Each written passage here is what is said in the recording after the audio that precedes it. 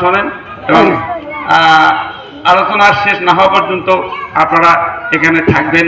কোরআন ও হাদিস থেকে মূল্যবান অনেক আলোচনা হবে এখানে ইনশাআল্লাহ। এখন এই সভা আজকে পরিচালনার জন্য আমি আজকের এই পরিচালনা করবেন মাওলানা মোহাম্মদ শাহ আলম সাহেব, তাকে সভা পরিচালনার জন্য আমি তাকে দায়িত্ব দিচ্ছি। এই বলে আমি আমার সংক্ষিপ্ত বক্তব্য শেষ করছি। আল্লাহ হাফেজ, আসসালামু আলাইকুম। ধন্যবাদ।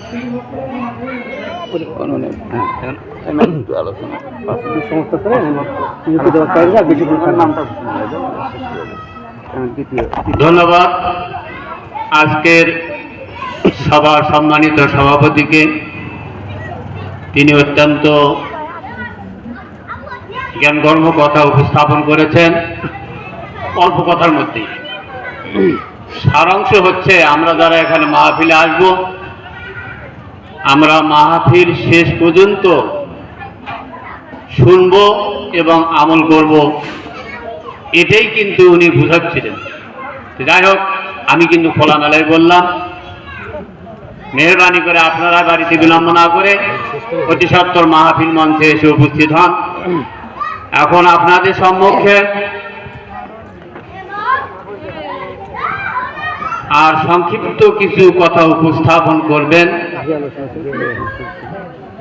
সভাপতি সাহেবকে নির্বাচিত করার আগে যে বক্তা আলোচনা করতেছিলেন, উনি আর 2-1 মিনিট কথা বলেই উনি ওনার আলোচনা শেষ করবেন। ভাইকে তার অসমাপ্ত আলোচনা করার জন্য আমি অনুরোধ করছি। ধন্যবাদ। আজকের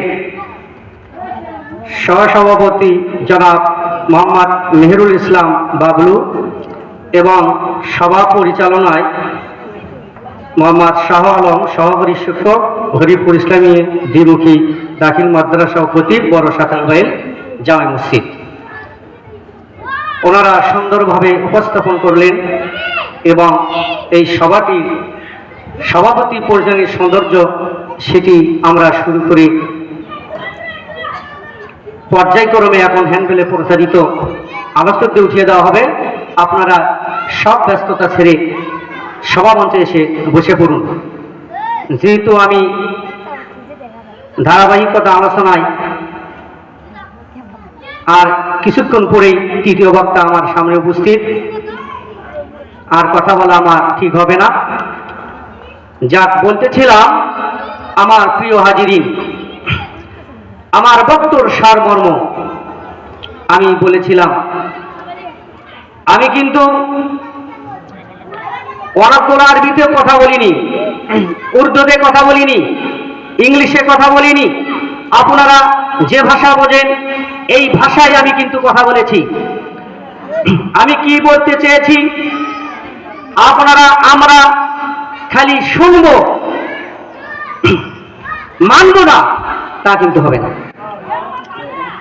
আমি বলেছিলাম বিষয় আলোচনা আরশের ছায়া সম্পর্কে, যে 7 শ্রেণীর মানুষকে আল্লাহ রাব্বুল আলামিন সেই কঠিন মুসিবতের দিনে, কেমন মুসিবতের দিন, যে মুসিবতের দিনে মানুষের ঘামে 70 হাত পর্যন্ত হবে। এখন একটু দিল দিয়ে চিন্তা করেন তো দেখি, এখানে লক্ষ লক্ষ মানুষ যদি হয়, ঘাম কি এত হবে? তাহলে একটু দিল দিয়ে চিন্তা করুন, গবেষণা করুন, রিসার্চ করুন, যে হাসরের ময়দানে কত লক্ষ কোটি বিলিয়ন ট্রিলিয়ন কত মানুষের ঘাম 70 হাত হয়। চিন্তা কি করছেন? আমি একটা কথা কিন্তু বলছি আলোচনায়, যে ওই যে মৃত্যুর ওই পরের জগৎটা, হাসরের ময়দানটা, এইগুলো আলোচনা আমাদের হৃদয়ে ধরবে না। ওই আলোচনাগুলো একবারে তাৎপর্য গভীর। আল্লাহ পাক কোরআন ও তার নবীর মাধ্যমে হাদিসে যা কিছু আমাদের বলেছে তা মেনে আমাদের চলতে হবে। আমার বন্ধুগণ, আমি বলেছিলাম 7 শ্রেণীর মানুষ আল্লাহ পাকের আরশের ছায়া পাবে। তার 7 নাম্বার হলো সেই ব্যক্তি যে নির্জনে আল্লাহকে স্মরণ করে, ফলে তার উভয় চোখে পানি বয়ে যায়। বুখারী মুসলিম 660, সহিহ মুসলিম 1038। আল্লাহর ভাই কাকে বলে? আমার বন্ধুগণ, নির্জনে আল্লাহকে কোনোদিন দেখিনি।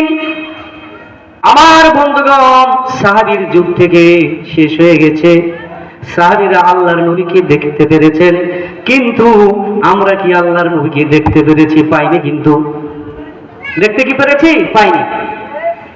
তাহলে আল্লাহর নবীর আগমনের 1550 বছর পরে আল্লাহর কোন বান্দা যদি নির্জনে নামাজের মাধ্যমে আল্লাহর ভয়ে, জাহান্নামের ভয়ে আল্লাহকে দেখিনি, রাসূলকে দেখিনি, নির্জনে কেঁদে পানি ছেড়ে ছেড়ে দিয়ে বলে, আল্লাহ, ওগো আল্লাহ, আমার জীবনের যে পাপগুলো আমি করেছি, যে অন্যায় অবিচারগুলো আমি করেছি, সমাজের নিকট যদি এই পাপগুলো জেনে যায় আমি মুখ দেখাতে পারবো না।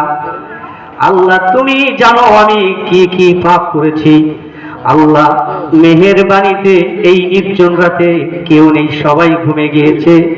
আল্লাহ, জানি না এই মুহূর্তে যদি আমার মৃত্যু হয়ে যায় আমাকে জাহান্নামে যেতে হবে, আর জাহান্নামের আযাব আমি সইতে পারবো না।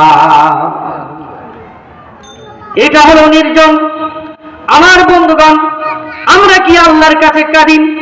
এখানে যদি আজকে এই মাহফিলের আয়োজন না করে যদি বাংলাদেশের শ্রেষ্ঠ ব্যান্ড শিল্পীকে নিয়ে আসা হতো, নর্তকীদের যদি নিয়ে আসা হতো, তাহলে বলুন এখানে দিন থাকতে এখানে আসল পাওয়া যেত না, বিড়াবিড়ি হতো, চের ফিকাফিকি হতো, হতো কিনা বলেন? সাউন্ড দাও। কিন্তু আজকে মানুষের ঈমান এমন ভাবে মরে গিয়েছে, মানুষের ঈমান এমন ভাবে শুষ্ক হয়ে গিয়েছে, আজকে আল্লাহর ভয়ে তো আমরা কাঁদি না। আমার বন্ধুগণ, এত একটা সুন্দর আয়োজন কর্তৃপক্ষ করেছেন, আপনারা এসে শুনবেন। একটু আয়োজন করে দেখেন না কেন? একটা আয়োজনের পেছনে কত কষ্ট, কত মেহনত, কত পরিশ্রম রয়েছে, একদিন করে দেখান। কত কষ্ট, কত জ্বালা, আর সেই পরিশ্রম করে এত সুন্দর একটা আলোচনার জন্য জান্নাতের বাগিচা আলোচনা করার সৃষ্টি করে দিয়েছে। এখন পর্যন্ত কয়েকজন মানুষ এসেছেন। আমার বন্ধুগণ, আপনারা বুঝলেন আল্লাহর নবীকে সাহাবীরা বলতেছিল, এত কিয়ামতের কথা শুনি, কখন কিয়ামত হবে? আল্লাহর নবী তো উত্তর দিতে পারে না, কারণ কিয়ামত কখন হবে এই তারিখটা আল্লাহর নবীর জানা নাই। এই রকম করে সাহাবীরা যখন আল্লাহর নবীর কান ঝাড়াফাড়া করলো, কিয়ামত কখন হবে সেই থেকে শুনে আসছি। এইবার আল্লাহ পাক এই সম্পর্কে কোরআনের আয়াত নাজিল করে দিলেন, বললেন, ওগো নবীজি, ওগো নবীজি, শোনো, তুমি ওদেরকে বলে দাও, তোমার সাহাবীদেরকে বলিয়ে দাও, এই কিয়ামতের তারিখ একমাত্র আল্লাহ জানে, অন্য কেউ জানে না। কিয়ামত করে কেন আমরা পাগল হয়েছি? শুনেন, যে যেদিন মারা গেল তার কিয়ামত সেই দিন হলো।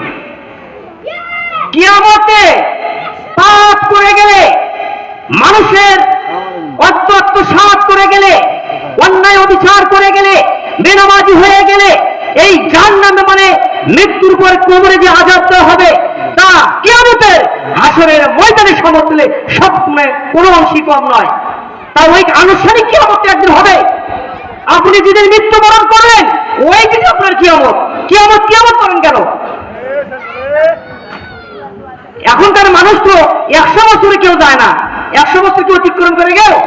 তাই এক প্রকারে কিন্তু মৃত্যুটা কিন্তু নির্দিষ্ট করে দেওয়া আছে।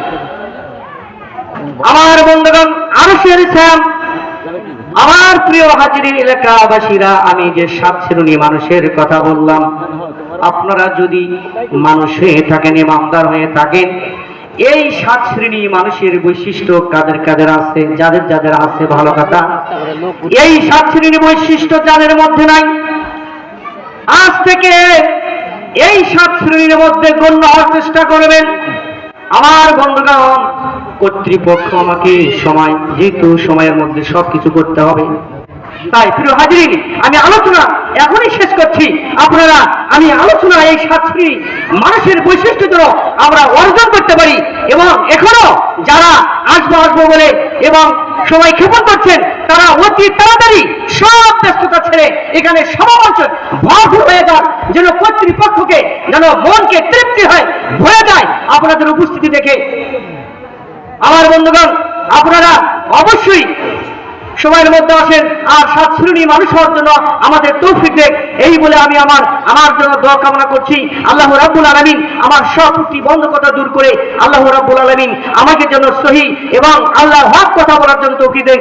এই কথা বলে আমার আলোচনা শেষ করছি। আসসালামু আলাইকুম রাহমাতুল্লাহি ওয়া বারাকাতুহু। ধন্যবাদ আতিকুর রহমান মাস্টার সাহেবকে তার জ্ঞানগর্ভ কথা উপস্থাপন করার জন্য। এ পর্যায়ে